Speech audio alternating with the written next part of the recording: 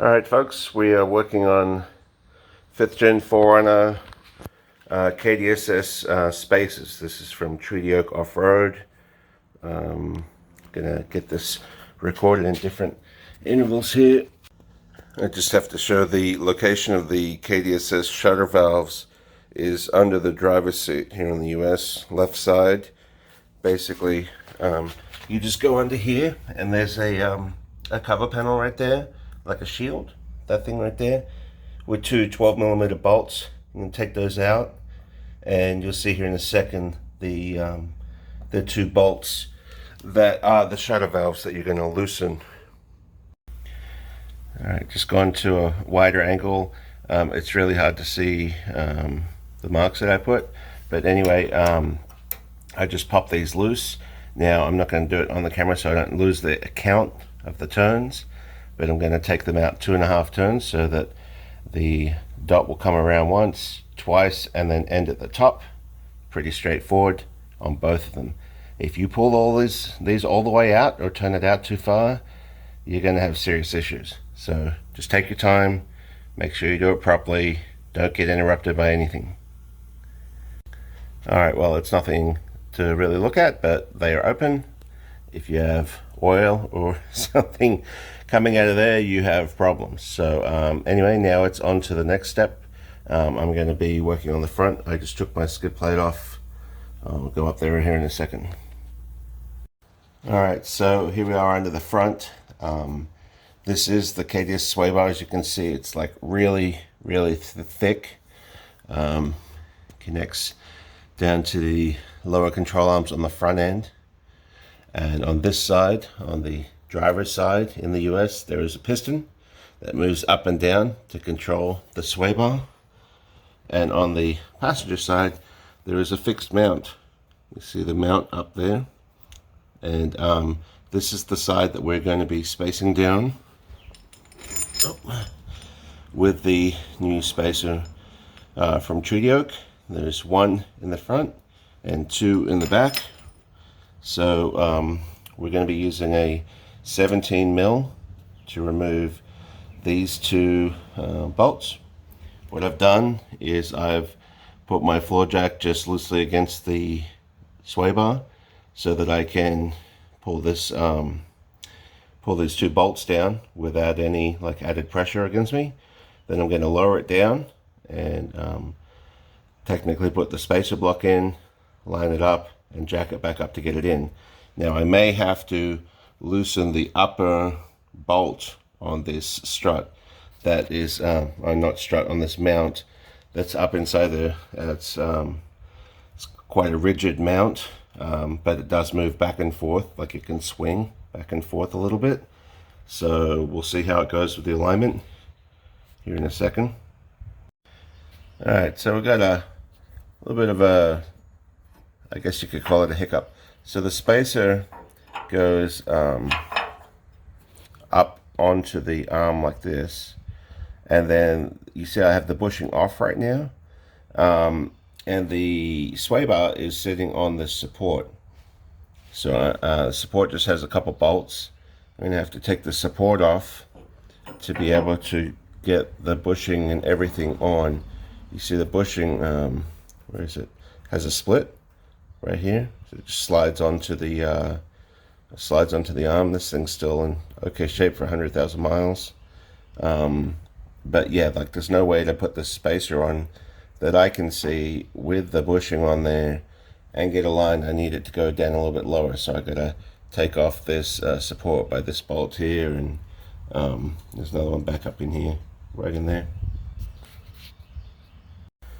Alright, I'm not gonna lie, by myself this is a real pain in the neck maneuvering the jack and everything into position. Let's see, I still have the support brace off this thing. That just comes off with two bolts, so I could get the downward movement of the sway bar. I had to, so you see the bushing is still over. My whole sway bar is actually to the right. I tried to wrangle it, but I couldn't. You see, you might be able to tell, but the piston side is like leaning a little bit that way, so the whole thing is over that way. Maybe the spacer will lean and it'll fix itself back towards the one side. But so basically, the last clip I had the spacer in place, but the bushing I couldn't get back on. I managed to get the bushing on. I put the spacer on like down here and rotated it up while pushing the bracket, because it's got a rubber bushing up there, while pushing the bracket away and then getting the Treaty Oak spacer rotated into position. Then I had to try and hold this up so that it's in the proper grooves of the bracket up here, and then I had to get the bushing in so that it's straight. And so the bushing is now straight on both sides of this. These are going in by hand. Do not use power tools on these. I would definitely not recommend it. I'm gonna grab my I've got a ratchet right here, but so I'm gonna put this up, and then you can see that it's still supposed to be like over against this thing, but whatever, it was like that forever. I didn't care. So I'll get that tightened up and see how that is, and then I'll fit the support bracket and see how close it actually gets to it. Yeah. Alright, so the side is in. Essentially the bushing is in exactly the same position, like squished over right here, than it was when I started. Got the spacer in, got these longer bolts torqued in, the bushing, the gap, everything here is exactly how it's supposed to be. Nothing's uneven. I got the radiator support back in place. Now the sway bar is, there's no more jack on it, so it's hanging technically as low as it can go on this side, although the piston on this side can lower itself down, so I'll just have to see if I get any clearance issues, but I don't think it will, because I had it down like 2 inches further than it would normally go on this side. So there you go. I'm going to summarize here in a second what steps you should take. Alright, so step one will be removing the whole front skid plate, obviously. The opening the shutter valves is what the word was, I couldn't think of before. The shutter valves on the KDSS under the driver's seat. You're going to need to remove this radiator core support that goes from the radiator through to the cross member. That's really easy. It's a 14 mil here and right under here. Just take that out of the way. You're going to use a floor jack or some kind of jack under this sway bar to support it. You can take out these two bolts, well, the original bolts. These are the original bolts, the 17s. And take the bottom bracket off. Then you're going to lower the sway bar down. That bracket keeps getting in the way. You're going to lower the sway bar bracket down all the way and basically have the jack out of the way. You're going to put this spacer in and fit it up against the bracket and get the bushing in. Like I said, you got to finagle it a bit, and ideally you'll have someone else operate the jack, because this bushing tries to get off center, and you want to make sure that the bushing is properly fitted on both sides of the assembly. And then you're going to put in these bolts. You'll know if it's straight, because I had it not straight at first and the bolts wouldn't go in. You only want to put these in by hand. The longer bolts go all the way through, and then tighten those up and torque them down by hand, and then your front is done. I'm going to leave my skid plate off and do some other work under here, but yeah, it's pretty straightforward. Just a little bit difficult by yourself without someone to handle the jack. Alright, moving on to the back. Just out of curiosity, some people are saying they get additional travel from adding KDSS spacers. So what I'm going to do is I'm just going to jack up from the hitch and see where the tire comes off the ground, set it on the ground, and I'll just do a quick measurement, and then we'll compare it now to once the spacers are in and see if there's any difference in travel. I don't think there's going to be much, but we shall see. Alright, well, that idea didn't work, because these shocks, even though they're not the long travel Dobinsons, they're the 701s, they have so much travel that I'm running out of space and I've maxed out my jack. But I did want to point out something that a lot of people have pointed out. There's the contact right there. So the sway bar mount is hitting the panhard rod at full droop, and these are not the long travel shocks. Just want to reiterate that, but check out how much droop I have. I should have measured the before and after droop. It's like at least 4 inches. Well, here, I'll measure it right now and see where it's at, even though it's not all the way off the ground, and compare. Alright, it measured 3.5 inches of droop, and of course whenever you lift the car and put it back down, it's probably setting a little bit higher, but 3.5 inches of droop travels pretty good. I'm only, from memory, 2 inches or 2.25 inches on the back of this.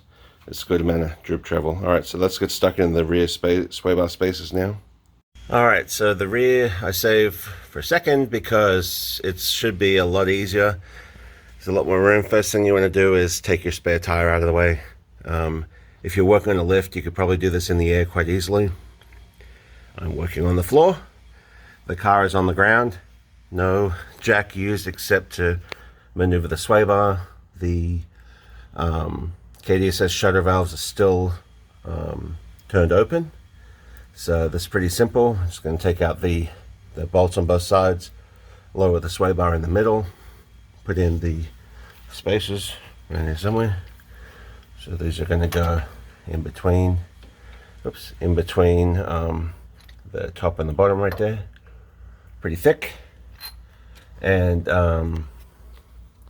it's been a while since I've been under here, but you see the rust point on the panhard rod right there. That's the contact point of this mount. So it has made contact a few times, probably never heard it. Before I put the timber and bump stops in, I was probably bottoming out, making so much noise you never would have heard it. Got the timber and bump stops up there.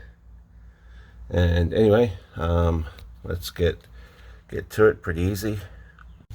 Just switch to wide angle here. I just want to show you, so I have the floor jack centered under the rear sway bar.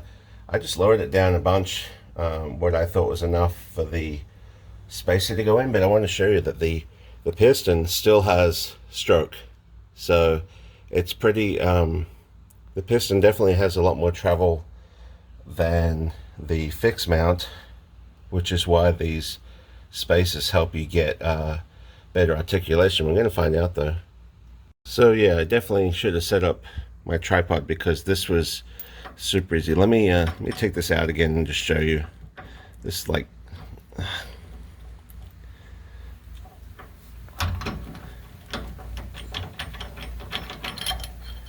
so anyway, what I did is, cool thing about the sway bar at least is that it's not the kind of bushings that add a lot of resistance. So the sway bar came all the way down. I fit the spacer in there just to make sure the fit was good, and then I was going to bring the sway bar up. Far out. Alright, but anyway, this thing moves, so the piston moves. It's actually got kind of a fair bit of movement that I wouldn't have expected. Anyway, so mount here, pick the sway bar up to it, and loosely fit the bolts. Super simple. I am doing the piston side first because it's longer. Then I will fit in the other mount and then probably use the jack to raise the sway bar to get it in. Alright, so that is the driver's side with the piston done. That was completely assembled by hand. As far as the sway bar goes, I did not have to use the jack. You see the jack is still just sitting there after I pulled it away.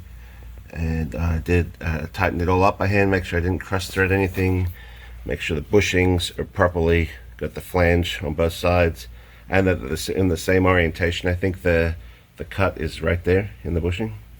Anyway, I'm going to move over to this side now. You see the gap there, we're like several inches at least. So I'm not going to be able to push the sway bar up by hand. I'm going to have to use the jack, which is going to be in the way from this angle.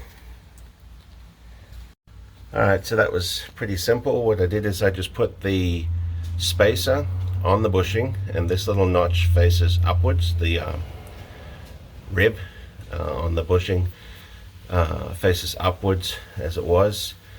So I just set this on the bushing, and as I put a little bit of pressure with the jack, I would rotate this until it fit into the mount.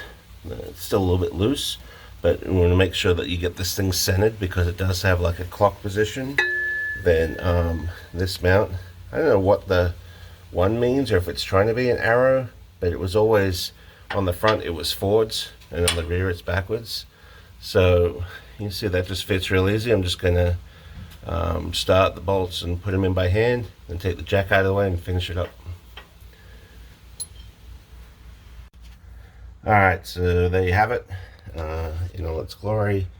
Spacer installed, nice and straight. Actually sits really level to the ground now, which should help. Even though it's a hydraulic sway bar system, it should help produce a better roll control because it's flatter now. And on this piston side, I just want to point out, so here's that contact spot before. I'm going to raise the car in a minute the same way I did before and see if it gets close, but by changing this pivot here, so this angle here and this angle here, when this thing flexes down, there should be more space between these two items. And one of the theories was that you get additional down travel. So I may have to see if I can also jack up the car differently, because my jack was maxed out, and see just how much down travel we end up with compared to before. Alright, so the car is jacked up from the frame to check down travel. Down travel is exactly the same. I measured from, just to put the edge in easily, the edge of the rim to the fender flare before and after. They're both 37¼ inches. So there's no difference on travel. That means that the stock sway bar links were not inhibiting the travel, although there was getting a what do you call it, contact. But now you can see there is no way for it to contact. It's a solid inch away from it. So yeah, that's good. But hopefully it's going to ride a little bit more balanced because the sway bar is now more level at ride height. Shouldn't have any contact issues, and I don't think it's going to affect the travel at all. But there you go. The rear was literally less than 10 minutes. You know, leave this crap on the ground. Make sure you don't forget to do your to tie your shutter valves back closed. The front took me a while because I hadn't done it before and I was trying to figure it out, but you probably do that in less than half an hour. I do recommend having a friend to operate the jack. The rear was quite easy with the spare tire out, really easy actually.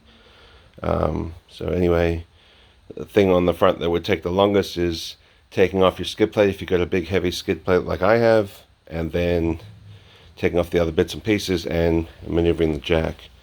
But anyway, I'm going to close the shutter valves now. I'll put the car back on the ground, close the shutter valves, and yeah, continue on with some other work I got to get done. Thanks for watching. Please subscribe.